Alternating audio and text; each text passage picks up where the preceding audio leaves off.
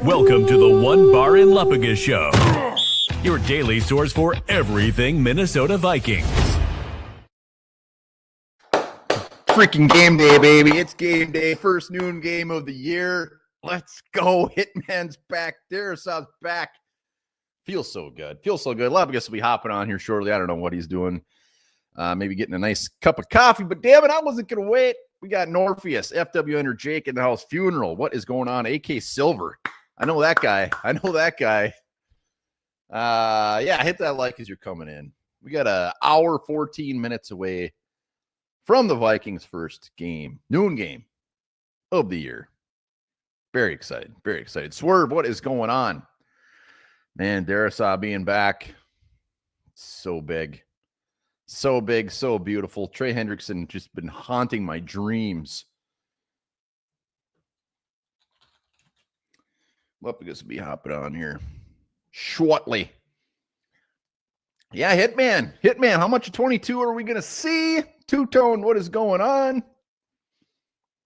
And Van Ginkel, and of course, the big talker, Carson effing Wentz. I already saw him out there warming up. The man looks like a giant. I was going to look. What is he, like 6'5"? No hate to Walter Rouse, but thank God he's not starting. That is fair. And everybody loves Walter Rouse. But that would have been an absolute disaster. Carson Wentz is 6'5". Green Taco, what's shaking? Hit that like button as you guys come in. Carson about to go off. I believe it. I'm drinking the Carson Wentz juice. It tastes delicious. Could be very wrong.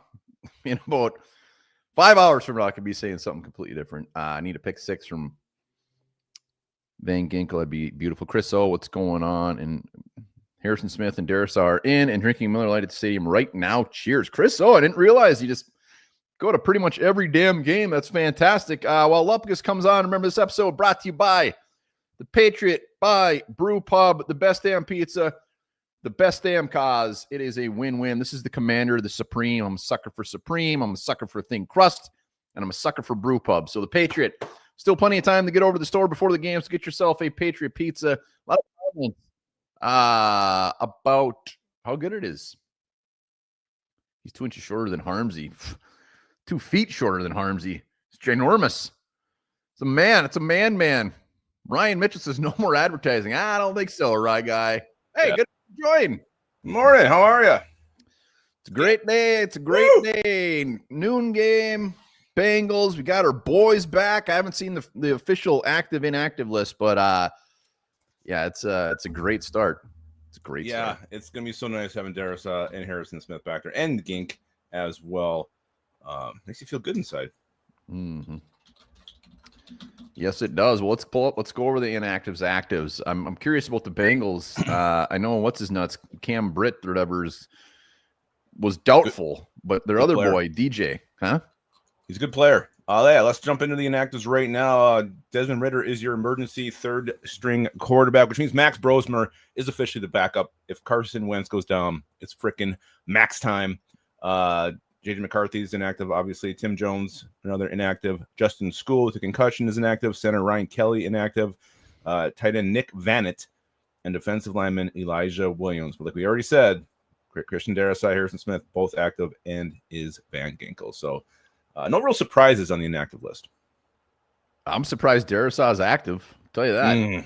He was toying with our emotions, saying 50-50, all that BS. He knew deep down what was going on. They were toying with that Bengals. Maybe they said you're playing no matter what. We're not going out there without you again.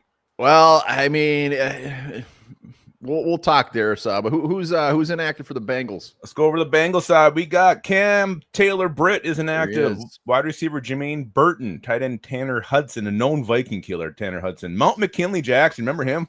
Defensive tackle. We both wanted him in the draft. Yep. Shamar Stewart, their first round rookie, is inactive, and those are your Bengals inactives. Oh, so is it D? Who's the other? DJ Taylor? DJ? Anyways, they had another cornerback. Their starting corner was questionable, so he is a go. He's a go. So again, Christian Darasov coming back is absolutely huge. Left side, blind side of Carson Wentz will be protected here against Trey Hendrickson. So this is the game we needed him very, very badly for. Hell, we need him last 2 games, but this was even more huge. So There's no excuses from Wentz, at least from the blind side today. Well, I mean, and also Darisaw coming back from a big injury. It's like he's going to be much better than Justin SKOL, but it's not like all of a sudden it's just taken care of. We'll see how he is. I don't think they would put the big man out there unless he was ready. They're not going to mess with him. He's still young, but Trey Hendrickson, he's still going to do some damage. There's no all of a sudden he'll do something. Yeah, it's he is their defense. He is the main thing to be scared of. But Darisaw's up for the challenge. DJ Turner, I think that's the corner. Yes, DJ Turner. Jesus. Yeah, almost like DJ Tanner, but a little bit different. Yeah. It's a little bit different. Fairly We had a couple call-ups last night from the practice squad. Cam Akers is active today, and so is Henry Bird. But they're saying Akers could actually get some run today. I think he'll see more touches than Xavier Scott. Yeah, that wouldn't be a surprise at all. They love Cam Akers. Cam Akers is just kind of, he's ready to go. He's that instant coffee. Wham, bam, he's ready to go. And he's not going to be great, but he's going to be good. So Cam Akers, I mean, I don't expect a ton of them, but I expect him catching some balls out of the backfield while Jordan Mason pounds that MFer up the gut.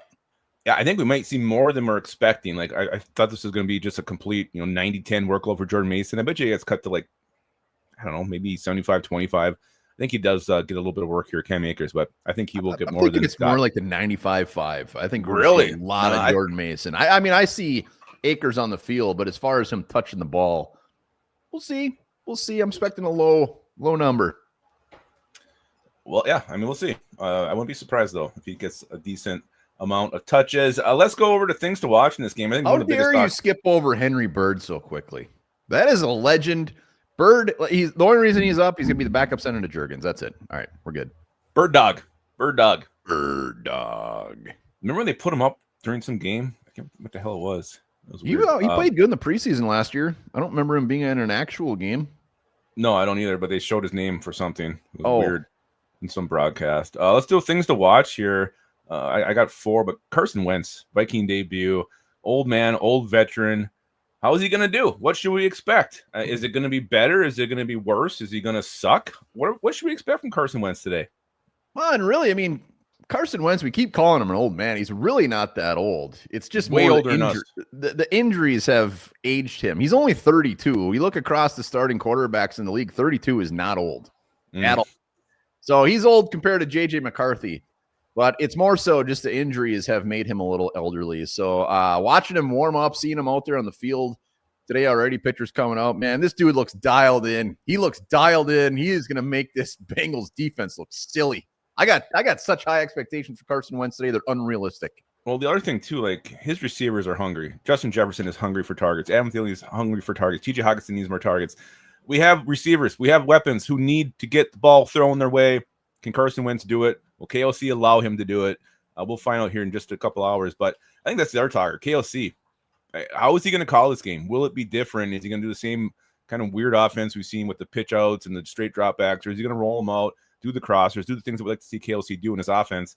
And will he feel like he can do more with a veteran quarterback running this thing? We need more rain. We need more rain.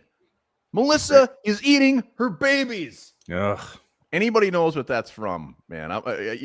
We'll send you a Onebar Lupagus hat or shirt if you can name that. We need more rain. I don't even know what you're saying. Her babies. KLC. What's he going to do? What's it going to look like? What's his offense going to look like? Does it look like the offense we saw last year? No. Or is it going to the shit we've seen the last 2 weeks? No, I think it's going to be drastically different. And then we're all going to question, like, oh, was it because Carson Wentz? Was it because he realized the first 2 weeks were dog shit? Or is it all of a sudden he figured it out? So even if this offense is completely different, it really doesn't answer anything. Because if it was McCarthy and it was completely different, it'd be like, all right, awesome. But now it could just be like, oh, you just changed for Carson Wentz. He's not being a big old puss because J.J. McCarthy is so young. So it doesn't. Ed Guy rocks. Hit us up. Boom. Hit us up. You win. We'll send you mini grown, whatever. I knew he was going to get it. Melissa is eating her babies. Ugh. Hungry. Yeah, it's gonna be weird because we're gonna hear the chirping if Wentz goes out there, has a 300-yard game, a couple touchdowns.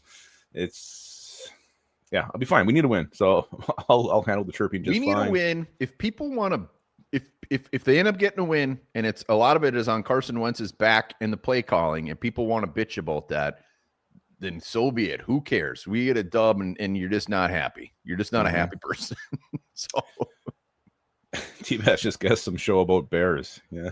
Hey. Not good. Not good enough, T-Bass. It was close. It was close. Appreciate you typing it out, though. All right, so let's go Vikings O-line. Christian Darrisaw's back. Michael Juergens is still your center. Donovan Jackson coming off a rough game. This O-line has to protect the quarterback and open up some holes for Jordan Mason today. Yeah, I mean, it sucks. We're still not seeing the complete squad together, but we got the biggest piece of the puzzle back. So Juergens, I expect a better game from Juergens. He's Bengals defensive line aside from Hendrickson, not overly great. Their rookies out this week, so he's got a better matchup, but it'll be better. It'll be better. Juergens, I don't know what to expect. I'm not expecting greatness, but better. It's got to be better. Yeah. Dog shit. Will Fries, guys, he had a bad game last week. Will Fries has got to step it up this week as well. And we'll see. I think they will. I think they'll be just fine. The Vikings, let's go Vikings front seven against the Bengals O-line. Bengals O-line, always maligned, always getting Joe Burrow hurt.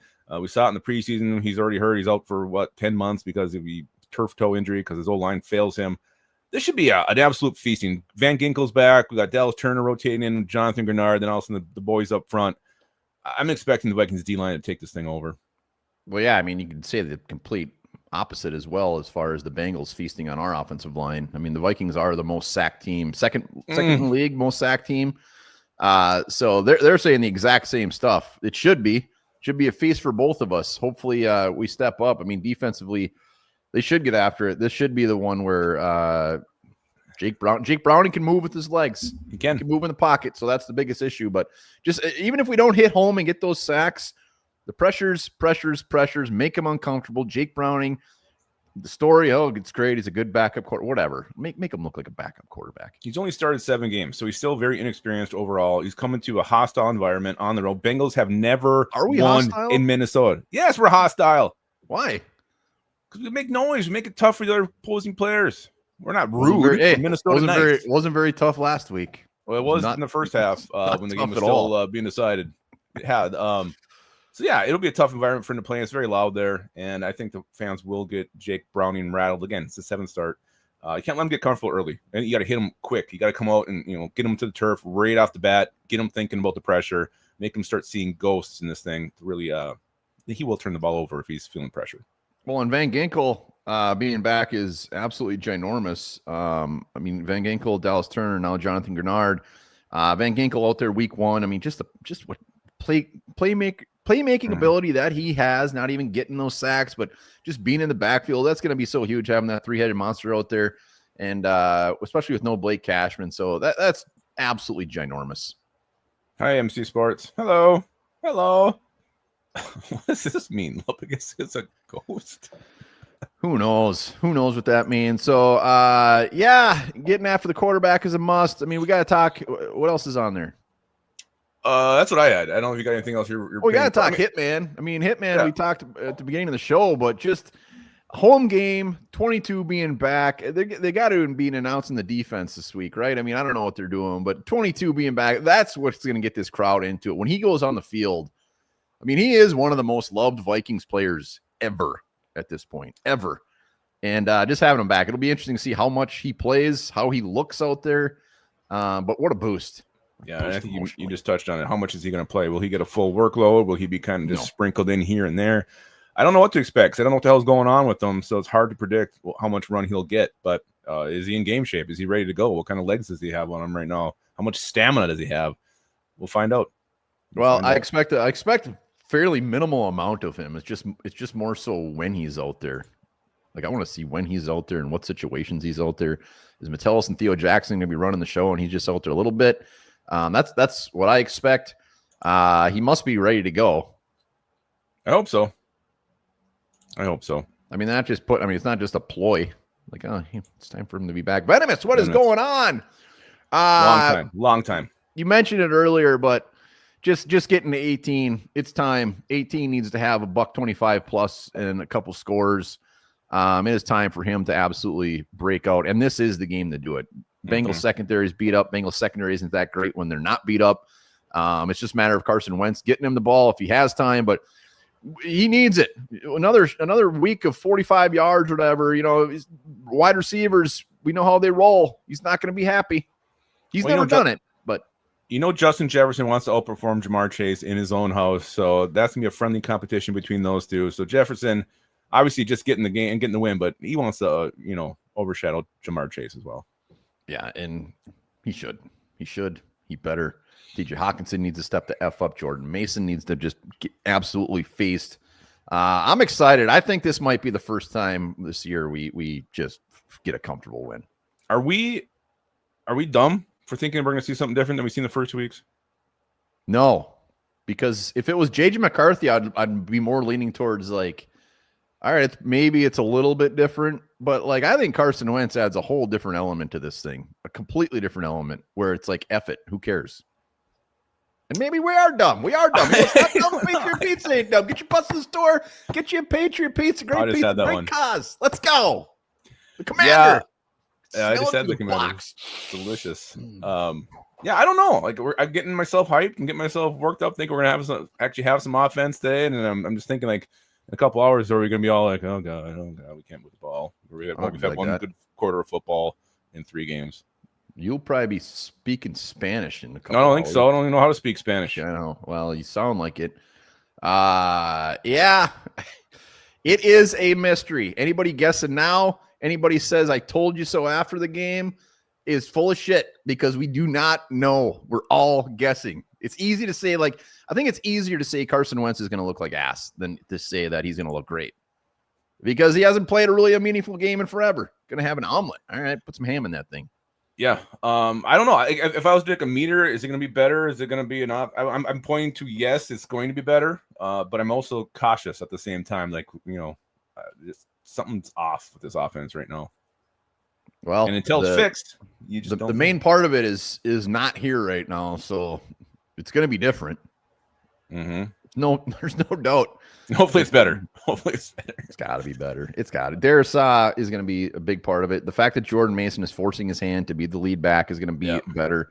It's just things that just probably should have been in place earlier. We hope that we're in place earlier. Now it has to be. And we'll see. Yeah. Trey Hendrickson is my only concern for the Bengals. He really is. Well, I mean, on defense, offense, so, they got some big ass receivers. If the ball gets to them, Jake Browning can kiss my butt. I don't think he's going to do anything. All right, I know how you feel. Let's do some lines. Ready to snort some lines? Yep. All right, Justin Jefferson, 5.5 receptions, higher or lower? Higher in the first half. Play along in the comments. Justin Jefferson, 5.5 receptions. Jordan Mason, 98.5 receiving and rushing yards. Jordan Mason, 98.5 rushing and receiving. Comments. What do we got? Wentz equals Mullen. Yeah. I mean, I think the play calling should be the same. Hopefully, it's not as gross. A lot of higher. Yeah, that's higher. I think he gets 100 yards on the ground alone. I think he gets well above that. Adam Thielen's line has been about the same. Week 3, it's 25.5 receiving yards, higher or lower. Adam Thielen, 25.5 receiving yards. 25.5 lower. I'm saying lower. Can't say higher for everything. He's given no reason to say higher. Zero. Say higher. It's just because we want it to be higher. No, it's the Carson Wentz factor. So I'm going to go higher on this one. What's the Carson Wentz factor? I do think they're going to sling it more. I hope they do. I hope so. I hope it's times 5. I hope he gets 125 yards. It doesn't. I mean, he could have that in 2 cases. It doesn't take a lot to get 25.5. It's just. Does he have it yet this year? Well, no. Well, then it takes a little bit. He's got 2 games. He doesn't have 25. Yeah, in an offense that was doing God knows what. So I think it will help him get 26 yards on the year. It's a fair line. I'm not saying it's not. Carson Wentz, 209.5 passing yards. Carson Wentz, 209.5. 209? Yeah. Fuck, it better be higher. It needs to be higher. I don't know. I'm saying higher regardless. Like, even if I'm taking my hope on it, like, it's going to be higher than 209. If it's not higher than 209, he's going to be like 9 for 25 completions. Like, it's just going to be horrible. It could also be, Vikings defense scores. We run the football a shit ton. It could be something like that too. Which, it could be a positive 209.5 where he doesn't need to be throwing the ball. The Bengals defense is butt cheeks. It is butt cheeks. They give up a ton in the air, a ton on the ground. Like, it's butt cheeks. Yeah, but it's got to be higher. Shit of the ball. I would assume it would be. I would go higher. And then Eric Wilson, last one, 5.5. Higher. I don't even know what it is. He will. 5.5 tackles and assists. Eric Wilson. Here's why it's higher and it's not even close. Is Ivan Pace is going to miss at least 5 tackles, and Eric Wilson will be there to clean those up and finish it off. Those are on top of the normal tackles he's going to be getting. He's going to have to be cleaning up for Ivan Pace all day. So higher, higher, higher. Chris O. Chris O's at the field. He's at the bank right now, whapping briskies. Thank you, Chris. Nice. Well done, Chris. Thank you so much. Yeah, I think I put higher on all these. I'm going higher now. I can't help it. I can't go against my heart. Yeah, the moral of the story, the moral for me today is I don't care what happens. I don't care how ugly it is. I don't care how Carson Wentz plays. Got to get a dub. You have to go. You can't go to 1-2 and then those 2 overseas games, which is just a complete wrench and everything. Get a win. I don't care what happens. I don't care how ugly it is. I don't care if it's 3-0. Get a win. We've seen that before. Get a win. I don't care if we see it today. Just win. If we win and it's ugly and people are complaining, I'm gonna be very upset. I want to win. I want to see some offense. I want to win. Real offense. Yeah, obviously I want to win, but also we can't. We've had 1 quarter of offensive football through 2 games. We have to do better. That's supposed to be the strength of our head coach. He has got to figure this thing out, and I want to see him do it. So I want to see us slinging the ball, putting up some numbers, putting up some points, and getting the win. But the offense has to wake up today. And let's remember, the Bengals, as much as we like this, they're 2-0. So you can say they beat the Browns, they beat the Jaguars. They are 2-0. They won games. They have a better record than us.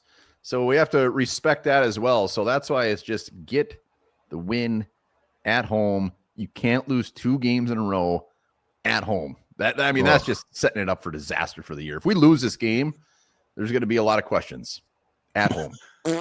Purple Sam Squatch with a bold prediction. Number 18 will throw a touchdown pass today. Ooh, God, that'd be beautiful. That'd be wonderful. I don't hate it. Yeah. So, again, hard game to predict with just 2 backup quarterbacks going at it. A quarterback for the Vikings who hasn't played a snap with the team yet.